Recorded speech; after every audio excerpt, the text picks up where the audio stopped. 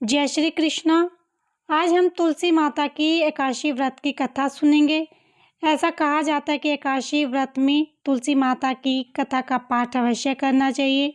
जो भी व्यक्ति तुलसी माता की कथा का पाठ करता है और सुनता है, भगवान विष्णु की उस पर विशेष कृपा होती है और सभी मनोकामनाएं पूर्ण होती हैं। तो आइए सुनते हैं तुलसी माता की कथा। एक बार शिव ने अपने तेज को समुद्र में फेंक दिया। उससे एक तेजस्वी बालक ने जन्म लिया। यह बालक आगे चलकर जालंधर के नाम से पराक्रमी दैत्य राजा बना।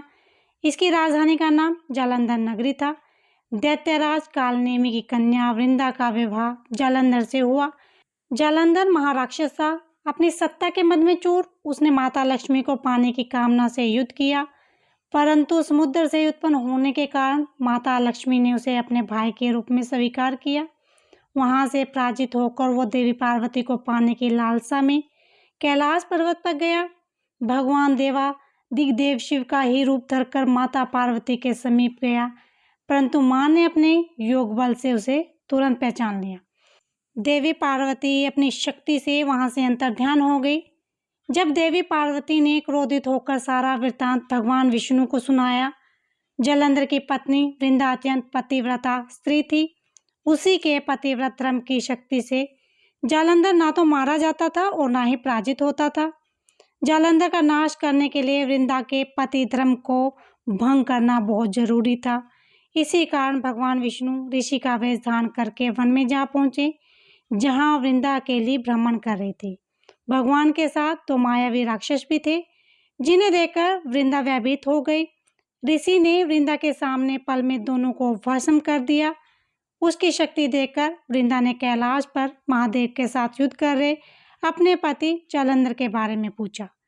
ऋषि ने अपने माया जाल से दो वानर प्रकट किए। एक वानर के हाथ में जालंधर का सिर था और दूसरे के हाथ में धड़ थी।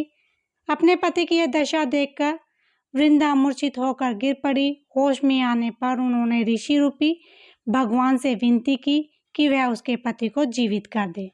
भगवान ने अपनी माया से पुनः जालंधर का सिर धड़ जोड़ दिया और स्वयं भी उसी शरीर में प्रवेश कर गए। वृंदा को इस छल का जरा भी आभास न हुआ।